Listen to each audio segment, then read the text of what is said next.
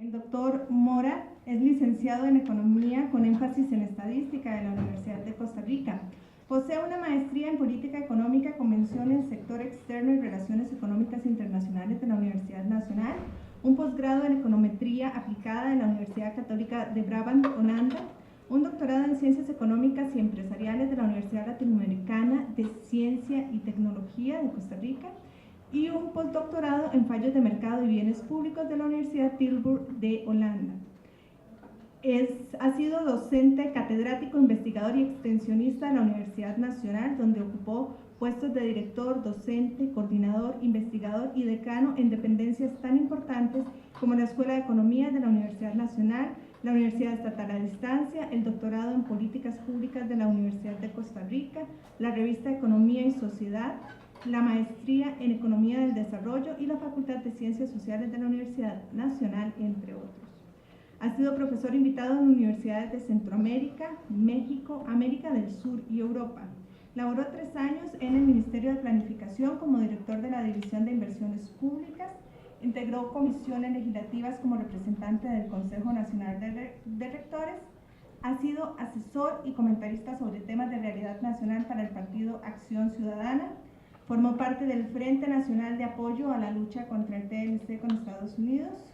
Colaboró con grupos campesinos, ambientalistas, sindicales y corporativos a lo largo de los años y actualmente es diputado y presidente de la Asamblea Legislativa de Costa Rica y posee múltiples publicaciones. Lo dejamos entonces con el doctor Henry Mora Jiménez.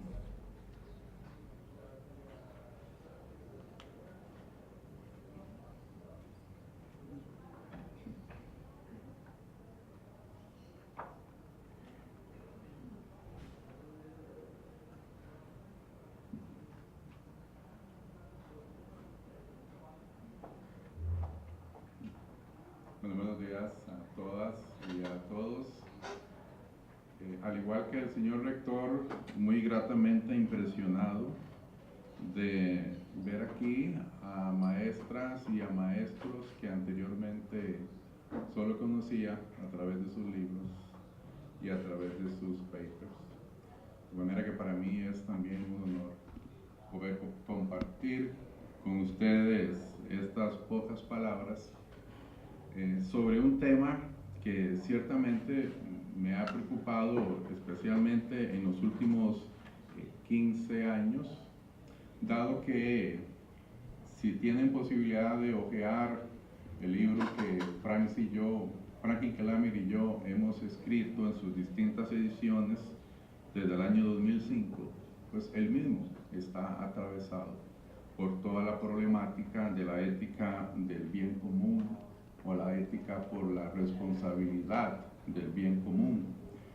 Y lo que quiero en este espacio es desarrollar un argumento donde el tema de los efectos indirectos de la acción humana directa nos permita construir efectivamente una ética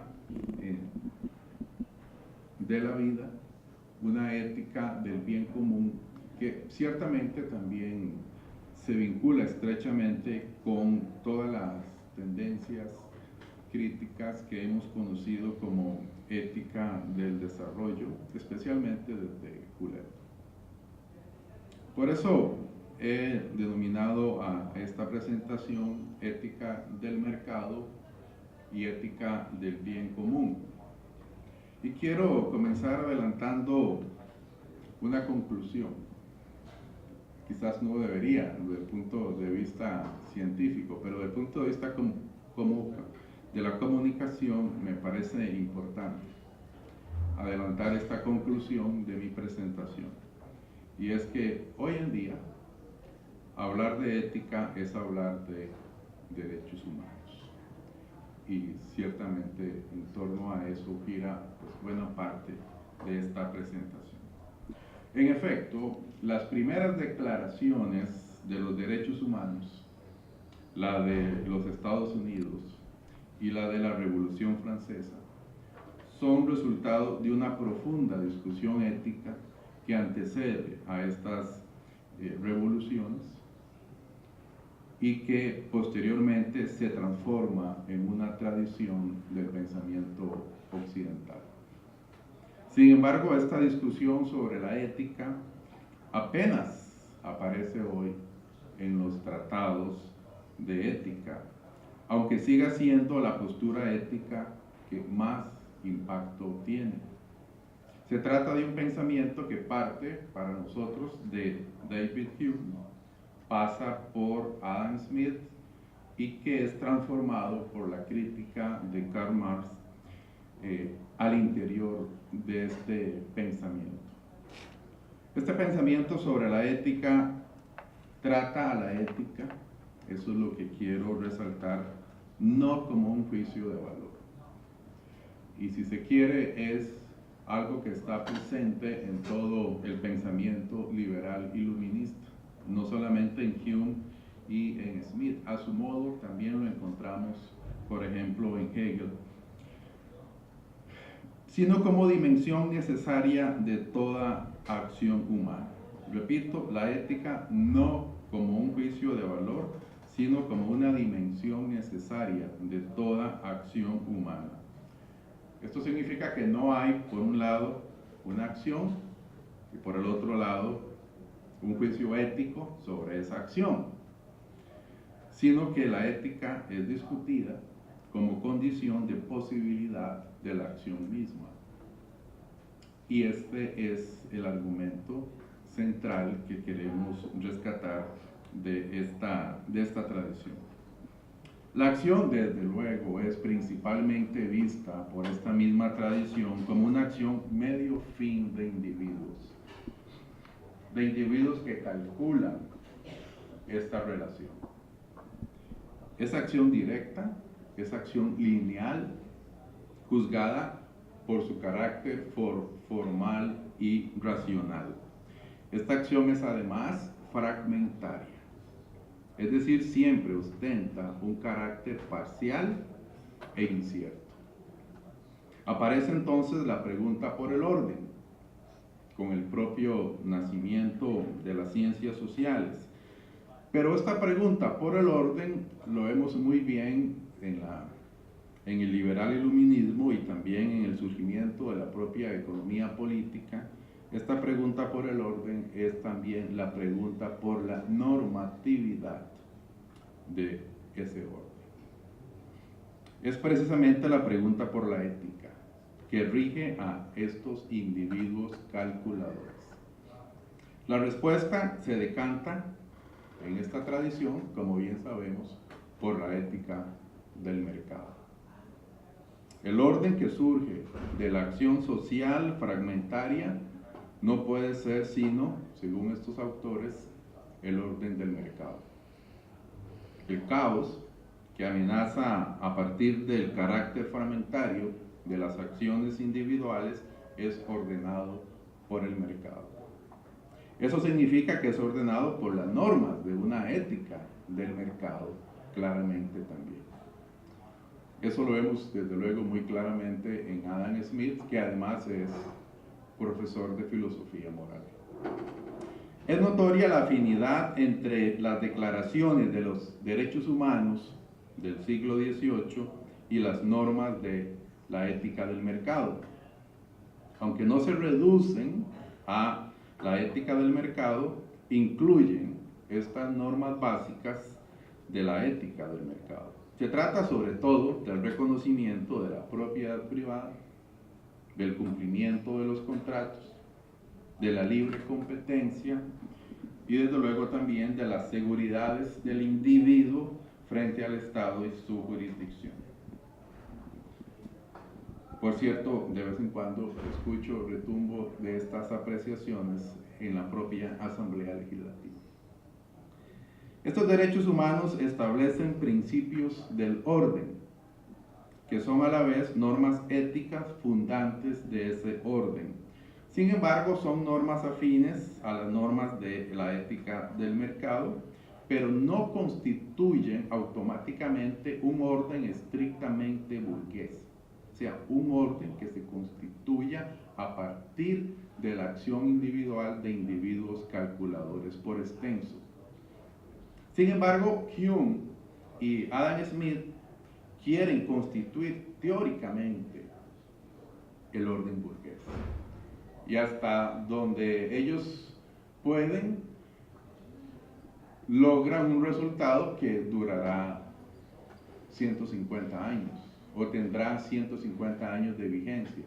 Desde mi punto de vista, esta construcción teórica empieza a resquebrajarse con la aparición del teorema de imposibilidad de Arrow a mediados del siglo XX, que precisamente cuestiona no tanto la visión arrowiana, no tanto la posibilidad de construir una función de bienestar social a partir de la sumatoria de funciones de bienestar individuales, sino la viabilidad de una sociedad de mercado o de un orden burgués, en el sentido en que lo habían teorizado David Hume y Adam Smith.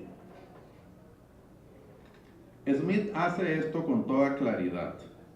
Explica el hecho de que a partir de la acción fragmentaria se produce el orden del mercado, es decir, un orden ordenado por las normas de la ética del mercado, propiedad privada, cumplimiento de contratos, libre competencia. Pero esto, como resultado de efectos indirectos de esta acción directa. Habla en relación a estos efectos indirectos de efectos no intencionales. Smith. Todo el orden del mercado es visto como un efecto indirecto de la acción directa, que es acción fragmentaria. La discusión sobre estos efectos indirectos aparece con la generalización de las relaciones mercantiles en los siglos XVII y XVIII y su transformación en relaciones capitalistas de producción. Por un lado, se hace notar que la multiplicidad de acciones fragmentarias en el mercado producen un orden que ya no es resultado de una organización premeditada por parte de los poderes públicos, como en el orden feudal. Por el otro lado, se hacen visibles los efectos indirectos de esta acción directa coordinada por el mercado en la creciente pauperización de la población, especialmente a todo lo largo del siglo XIX en Europa. Con Adam Smith, esta discusión desemboca en la ética de la mano invisible, que luego los economistas neoclásicos transforman efectivamente en el punto medular de sus resultados en la teoría del equilibrio general. Se trata de una ética del mercado cuyas normas son las normas del mercado. Por un lado, es una ética formal, que es condición de funcionamiento del mercado mismo, pero por el otro es ética material, en cuanto sostiene que el orden del mercado es un orden de armonía preestablecida, resultado de una autorregulación del mercado que realiza automáticamente el interés general. Y esto perdurará hasta prácticamente hoy en día. Desde el propio pensamiento neoclásico o neoliberal, el primer gran quiebre de este pensamiento es a partir de la obra de Keynes. Pero fundamentalmente en los años 70, cuando comienza a desarrollarse lo que se conoce como el teorema de Soneskin-Arrow-Debreu, que es un teorema que deja muy poco de los resultados que la teoría del equilibrio general había establecido precisamente en la obra fundamentalmente de Arrow y Debreu sobre la existencia, la unicidad y la estabilidad de un equilibrio en una economía de mercado, o sea, de un orden, que es a la postre de lo que estamos hablando. Por este argumento material, la ética del mercado se transforma en una ética de la sociedad burguesa. El argumento sostiene que el ser humano no tiene responsabilidad por los efectos indirectos de sus acciones directas.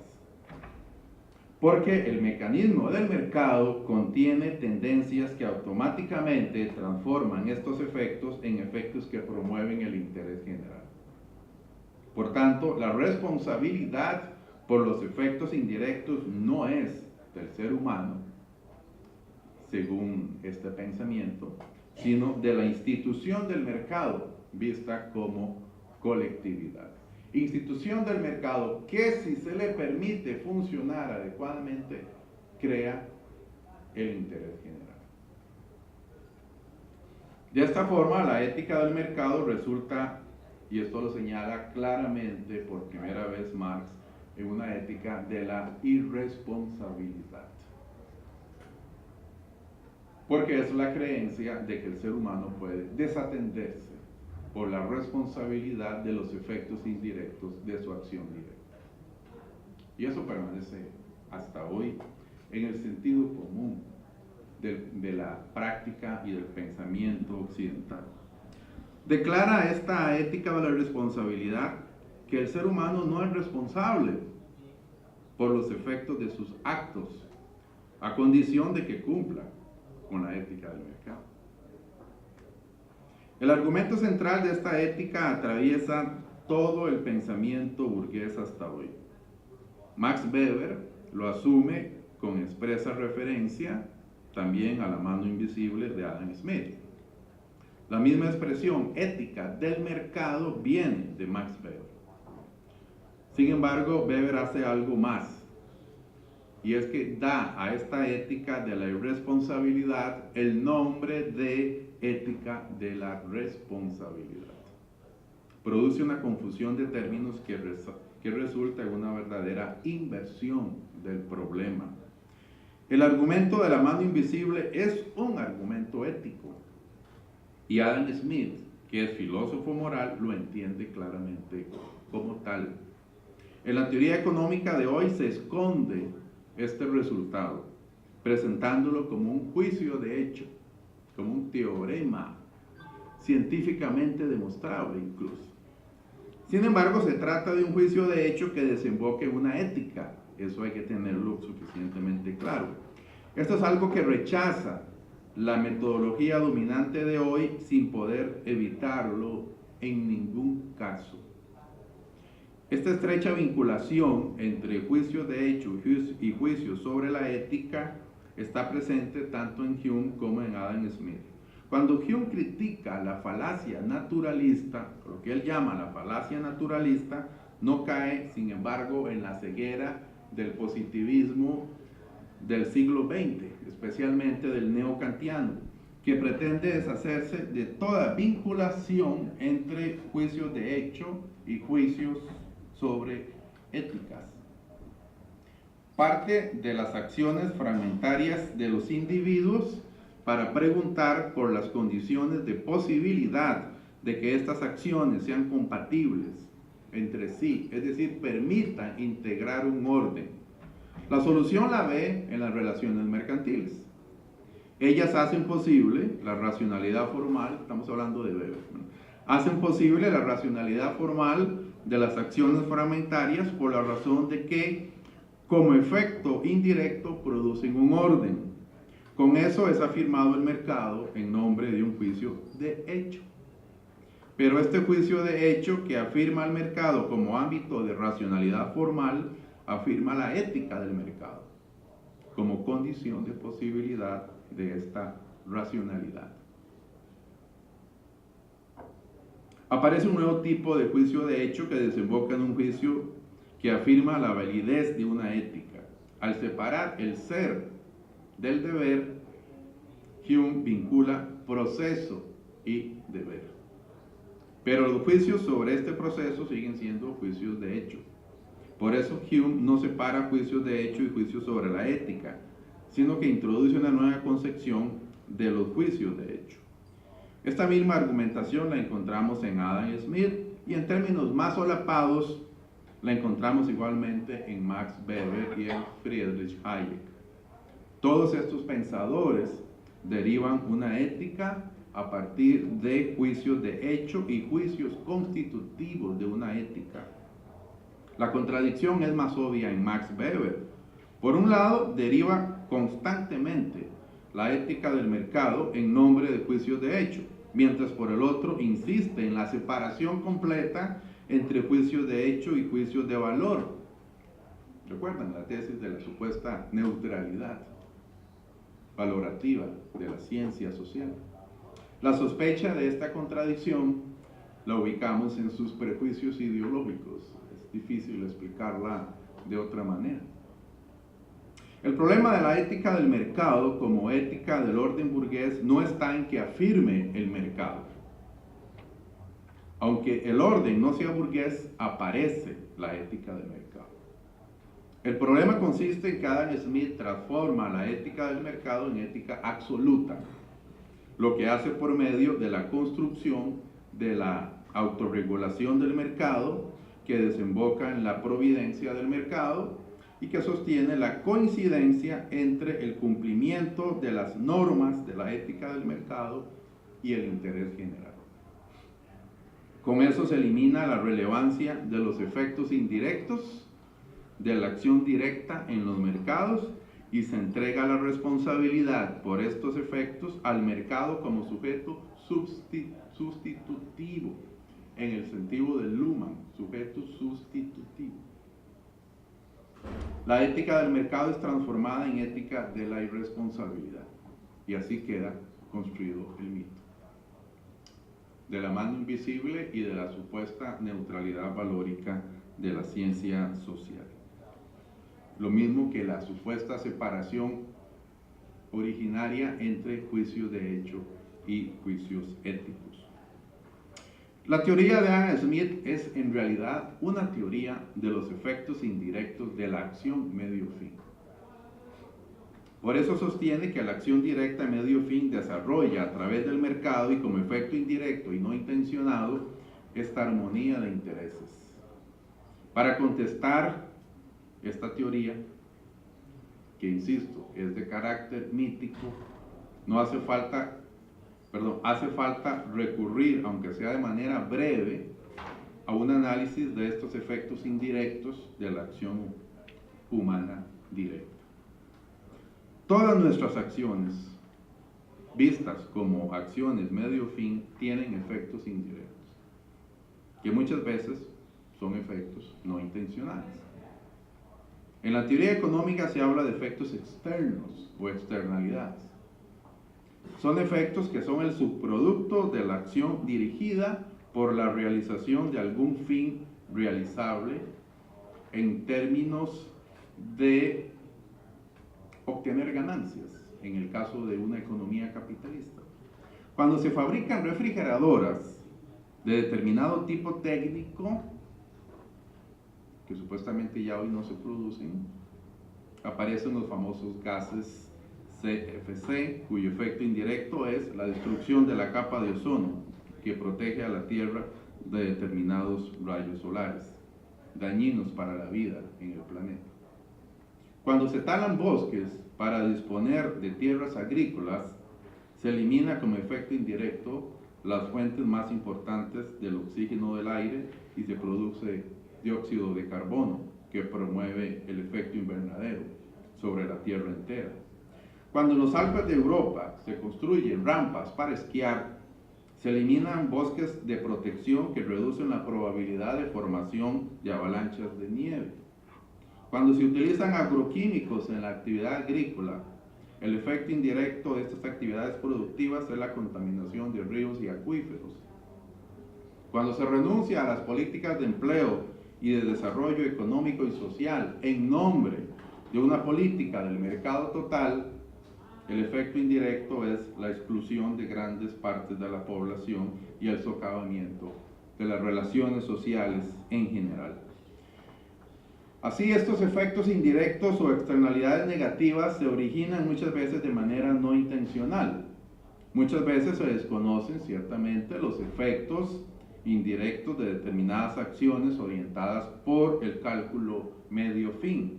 Pero también, cuando los efectos indirectos parecen relativamente insignificantes, muchas veces se desconoce que su generalización los convierte en amenazas globales. Talar un bosque quizás no amenace de por sí la producción del oxígeno en el mundo, pero cuando ocurre la generalización de la tala de bosques, aparece la amenaza global a partir de la cual se produce una de las tantas crisis globales del medio ambiente. Sin embargo, en el curso del tiempo, estos efectos indirectos de nuestra acción llegan a ser conscientes, llegamos a tener conciencia de ellos. Llegamos a conocer que las amenazas y las crisis globales resultan como subproducto o efectos indirectos de nuestras acciones calculadas en términos de un cálculo medio-fin fragmentario. En este caso hace falta asumir una posición frente a estas amenazas globales que han surgido y cuyas causas podemos ubicar. De efectos no intencionales se transforman ahora en efectos conocidos y conscientes. No obstante, la gama de posiciones que se toman frente a estos efectos indirectos que ahora aparecen como amenazas globales con sus crisis globales respectivas, crisis de la exclusión, crisis de las relaciones sociales mismas, crisis del medio ambiente, pueden ser y de hecho son muy diversas. Se puede llamar a enfrentarlas, se puede llamar a aceptarlas, se puede llamar incluso a provocarlas ahora intencionalmente. Cuando se cobra despiadadamente la deuda externa de un país empobrecido, se trata de una acción directa que tiene como efecto indirecto hacer imposible a ese país una política de desarrollo para una inserción autónoma en el mercado mundial. Puede ocurrir que los efectos indirectos de la acción directa sean benévolos, como en el caso de las llamadas externalidades positivas. La acción en el mercado ciertamente puede promover acciones complementarias entre diversos actores, y la acción común puede llevar de una manera indirecta e incluso no intencional a la incentivación mutua de un desarrollo de las fuerzas productivas. Sobre este hecho fue construido precisamente el mito de la mano invisible del mercado y del automatismo del mercado. Este mito resulta en cuanto que se niega la existencia de los efectos destructores indirectos de la acción eficiente en el mercado, desde luego de la eficiencia abstracta del mercado. Sin embargo, el problema del bien común aparece precisamente con los efectos indirectos destructivos y particularmente aquellos de carácter acumulativo. Es propiamente el campo de la ética en cuanto no sea reducida a la ética funcional de instituciones como el mercado, sino que aspire a una ética de la afirmación de la vida. Y ese es, por tanto, el problema del bien común. Ahora quiero referirme a lo que vamos a llamar el cálculo del límite de lo aguantable. Cuando el sistema actual es absolutizado, cuando pretende transformarse en sociedad de mercado, aparece una argumentación sumamente engañosa que comprueba que la creencia en la mano invisible es un mito. Es el argumento del cálculo del límite de lo aguantable, que muchas veces se viste con el ropaje del desarrollo sostenible. Se hacen entonces preguntas como estas, que al final resultan puramente retóricas.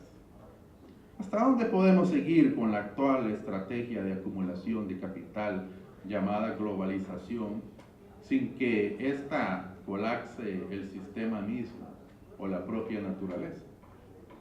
¿Hasta dónde podemos llevar la exclusión de la población antes de que se resquebraje la gobernabilidad del sistema? ¿Hasta dónde podemos llevar el calentamiento de la tierra antes de que las catástrofes naturales nos aplasten? ¿Hasta dónde podemos llevar la explotación del ser humano y de la naturaleza antes de que haya un colapso global? Estas preguntas nos indican este cálculo del límite de lo aguantable. Se cree entonces que se puede seguir hasta que se llegue a cierto límite para moverse a lo largo de una línea imaginada de este límite de lo aguantable, un filo de la navaja, podríamos decir. Nunca se cuestiona al sistema o a la estrategia de acumulación de ese sistema. Este cálculo que se hace con los seres humanos, con las relaciones sociales y con la naturaleza, en donde todo se pone a prueba. ¿Cuánto deporte aguantan los Alpes? ¿Cuánto mercado aguanta la democracia? Pero lo peor no está en el cinismo de estas posturas, sino en la misma pretensión de realizar este cálculo. Todos los cálculos son aparentes, porque el mismo cálculo del límite de lo aguantable es imposible. No se puede conocer este límite si no es después de haberlo traspasado. Pero entonces ya puede ser tarde para reaccionar. Especialmente en cuanto a la naturaleza, el límite de lo aguantable es un punto de no retorno. Pasado este límite, ya no se puede regresar. Porque los procesos destructivos se hacen acumulativos y automáticos. La resistencia a estos efectos y a estas posturas tiene que tomar conciencia de que las crisis globales actuales son efectos indirectos de la actual estrategia de acumulación, que es llamada globalización. Ninguna solución para las crisis globales es posible si no logramos cambiar esta estrategia de acumulación. Argumentos morales son insuficientes para enfrentar estas crisis. Para poder hacerles frente hace falta un cambio del mismo sistema de acumulación de capital y de su estrategia. Un mundo hecho global como el nuestro está amenazado, curiosamente, por los efectos de la estrategia de capital llamada globalización por estos globalizadores. Hace falta defenderlo. Los globalizadores destruyen el globo. Es el carácter global de la Tierra, precisamente, el que desnuda esta estrategia llamada globalización. Esta estrategia no toma en cuenta en realidad el carácter global de la Tierra, pues la sigue considerando como si fuese una planicie infinita. Por eso la destruye. Se trata de cambiar esta estrategia para poder conservar la Tierra que llegó a ser Tierra global. Cumplir con esta tarea hoy significa asegurar el bien común. Lo expresamos por la proclamación de los derechos humanos. Solo que ahora no resultan como condición de posibilidad del mercado y de su ética, sino como condición de posibilidad de la vida humana amenazada por los efectos indirectos de la acción directa en los mercados. Es la ética de la vida humana. La ética del bien común, por tanto, surge como ética de responsabilidad. Sostiene que el ser humano es responsable y debe serlo por los efectos indirectos de su acción directa y que no puede y no debe imputar esta responsabilidad a colectividades abstractas como el mercado. No niega de por sí la ética del mercado, pero sí niega que esta ética sea una ética absoluta. Como ética absoluta, la ética del mercado transforma el mercado en una institución destructora que devora el ser humano y al planeta. Solamente en esta absolutización, la ética del mercado describe el orden burgués. La ética de la responsabilidad consiste en hacerse responsable de los efectos indirectos en el grado en el cual sea posible tomar conciencia de su existencia. En cuanto que son no intencionales,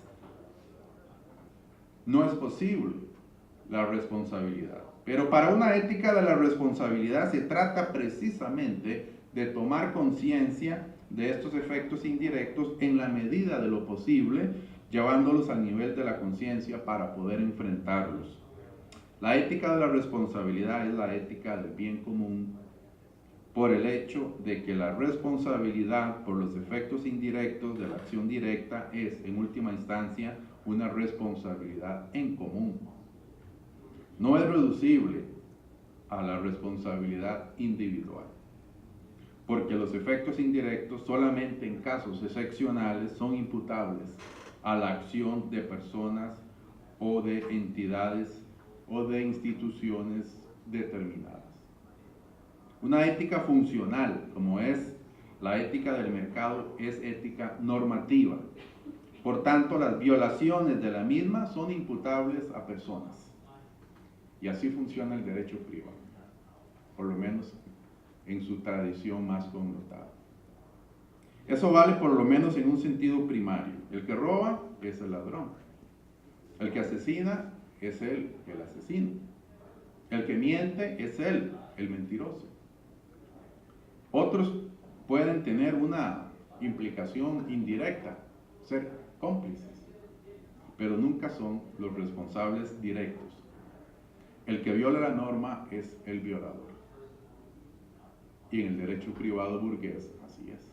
Y en el Estado de Derecho así es, efectivamente. En el caso de la ética de los efectos indirectos, o ética del bien común, esta imputabilidad primaria existe raras veces, sobre todo cuando se trata de efectos acumulativos que desembocan inclusive en amenazas globales para la existencia de la humanidad. Esta imputabilidad directa se diluye. Si suponemos que no existe, por ejemplo, ninguna legislación frente a los efectos indirectos, estos se producen en términos perfectamente legales, porque en este caso la ética vigente es simplemente una ética funcional del mercado. Tiene sus prohibiciones, pero estas se refieren únicamente a normas de la acción directa. La legalidad burguesa pura se basa en la ética más expresa de este tipo. Lo que no está prohibido es lícito. Y las prohibiciones se refieren únicamente al proceder de la acción directa en los mercados. Pero eso implica algo que constituye recién la ética de la responsabilidad, y es que somos cómplices de estos asesinatos, de estos robos, de estas mentiras, precisamente en el caso de que se trate de efectos indirectos de la acción directa. El mercado no hace de los vicios privados virtudes públicas. El mercado convierte a los vicios privados en vicios públicos y a la postre en amenazas globales. Lo hace convirtiéndolos en efectos indirectos de la acción directa. Las amenazas globales atestiguan estos vicios públicos que han producido estas amenazas globales. Toda la existencia de la humanidad pende de un hilo porque se sigue proclamando estos vicios públicos como testigos de la virtud del mercado. Esta ética de la responsabilidad implica una moralidad, ciertamente.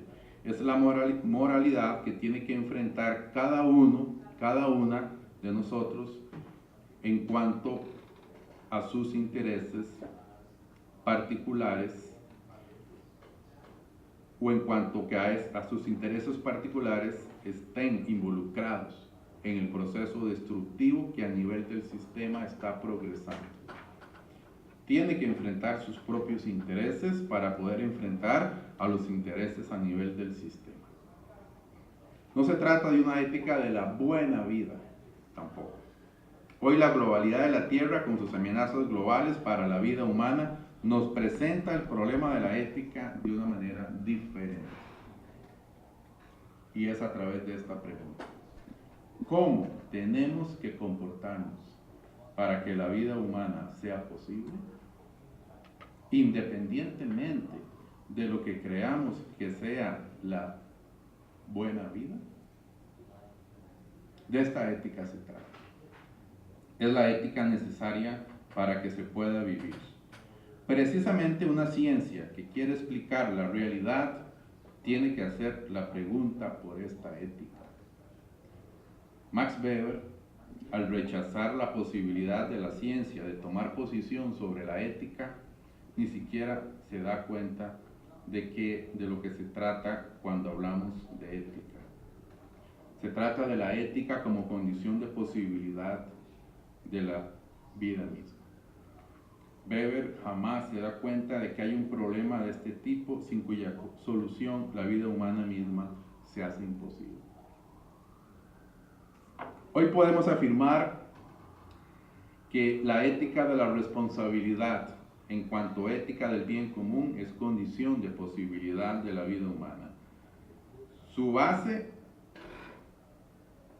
es un juicio de hecho. Y este juicio dice así: el asesinato es suicidio.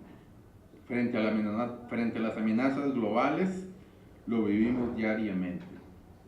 Si no queremos el suicidio de la humanidad, tenemos que afirmar esta ética. Es una conversión. No es una conversión religiosa, pero sí es una conversión hacia lo humano. Muchas gracias.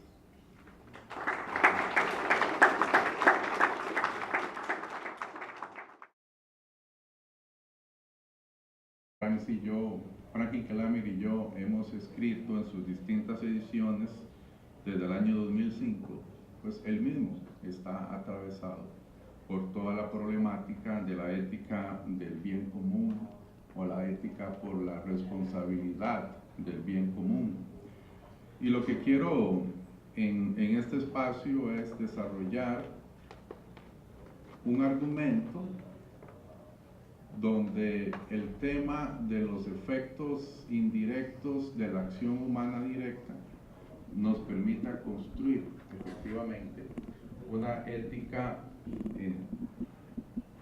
de la vida, una ética del bien común que ciertamente también se vincula estrechamente con todas las tendencias críticas que hemos conocido como ética del desarrollo, especialmente desde Hewlett. Por eso he denominado a esta presentación ética del mercado y ética del bien común. Y quiero comenzar adelantando una conclusión. Quizás no debería desde el punto de vista científico, pero desde el punto de vista de la comunicación me parece importante adelantar esta conclusión de mi presentación. Y es que hoy en día hablar de ética es hablar de derechos humanos. Y ciertamente en torno a... Integró comisiones legislativas como representante del Consejo Nacional de Rectores. Ha sido asesor y comentarista sobre temas de realidad nacional para el Partido Acción Ciudadana. Formó parte del Frente Nacional de Apoyo a la Lucha contra el TLC con Estados Unidos.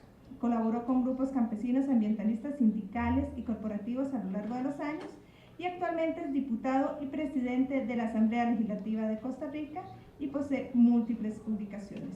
Lo dejamos entonces con el doctor Henry Mora Jiménez.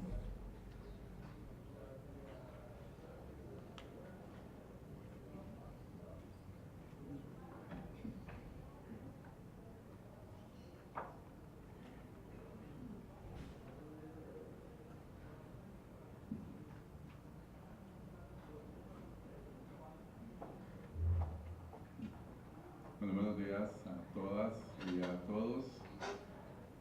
Al igual que el señor rector, muy gratamente impresionado de ver aquí a maestras y a maestros que anteriormente solo conocía a través de sus libros y a través de sus papers. De manera que para mí es también un honor poder compartir con ustedes estas pocas palabras sobre un tema que ciertamente me ha preocupado especialmente en los últimos 15 años, dado que si tienen posibilidad de hojear el libro que para eso gira pues, buena parte de esta presentación.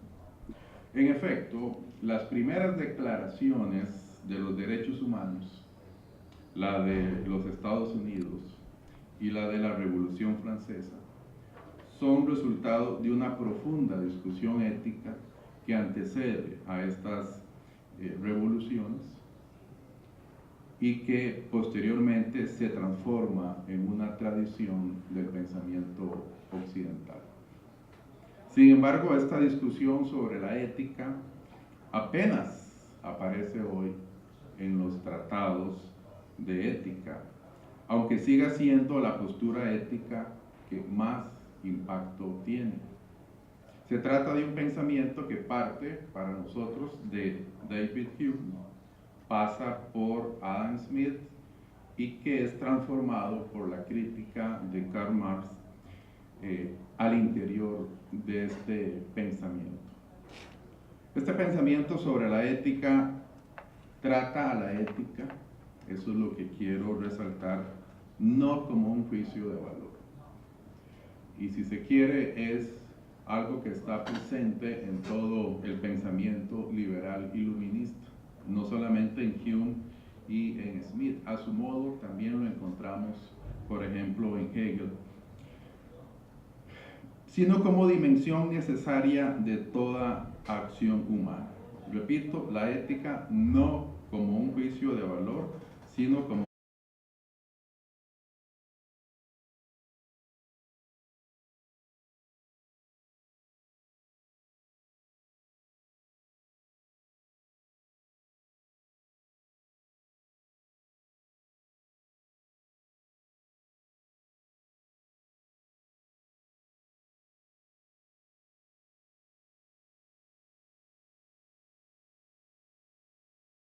El doctor Mora es licenciado en Economía con énfasis en Estadística de la Universidad de Costa Rica. Posee una maestría en Política Económica con mención en Sector Externo y Relaciones Económicas Internacionales de la Universidad Nacional, un posgrado en Econometría Aplicada de la Universidad Católica de Brabant, Holanda, un doctorado en Ciencias Económicas y Empresariales de la Universidad Latinoamericana de Ciencia y Tecnología de Costa Rica, y un postdoctorado en Fallos de Mercado y Bienes Públicos de la Universidad Tilburg de Holanda. Ha sido docente, catedrático, investigador y extensionista de la Universidad Nacional, donde ocupó puestos de director, docente, coordinador, investigador y decano en dependencias tan importantes como la Escuela de Economía de la Universidad Nacional, la Universidad Estatal a Distancia, el doctorado en Políticas Públicas de la Universidad de Costa Rica, la revista Economía y Sociedad, la maestría en Economía del Desarrollo y la Facultad de Ciencias Sociales de la Universidad Nacional, entre otros. Ha sido profesor invitado en universidades de Centroamérica, México, América del Sur y Europa. Laboró 3 años en el Ministerio de Planificación como director de la División de Inversiones Públicas. Una dimensión necesaria de toda acción humana. Esto significa que no hay, por un lado, una acción y por el otro lado, un juicio ético sobre esa acción, sino que la ética es discutida como condición de posibilidad de la acción misma. Y este es el argumento central que queremos rescatar de esta tradición. La acción, desde luego, es principalmente vista por esta misma tradición como una acción medio fin de individuos que calculan esta relación. Es acción directa, es acción lineal, juzgada por su carácter formal y racional. Esta acción es además fragmentaria, es decir, siempre ostenta un carácter parcial e incierto. Aparece entonces la pregunta por el orden, con el propio nacimiento de las ciencias sociales. Pero esta pregunta por el orden lo vemos muy bien en el liberal iluminismo y también en el surgimiento de la propia economía política. Esta pregunta por el orden es también la pregunta por la normatividad de ese orden. Es precisamente la pregunta por la ética que rige a estos individuos calculadores.